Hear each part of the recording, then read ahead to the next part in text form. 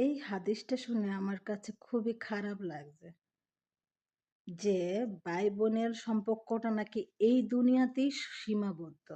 ওই দুনিয়াতে আর ভাই-বোনের দেখা হবে না, কথাও হবে না, কোনো বিচারও হবে না। অথচ ভাইয়েরা বোনেদেরকে দেখতে পারে না। আর বোনেরা ভাইদেরকে একদম ১০০% খাঁটি ভালোবাসাটা দেয়, ভালোবাসাটা দেখায়। বোনের বাড়িতে বেড়াতে আসলে ভাইয়েদের জন্য কি থুয়ে কি করবে?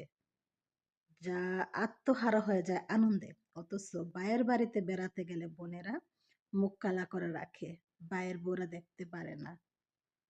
বলি সব ভাইদেরকে, বোনদেরকে একটু যত্ন নিন, ভালোবাসুন।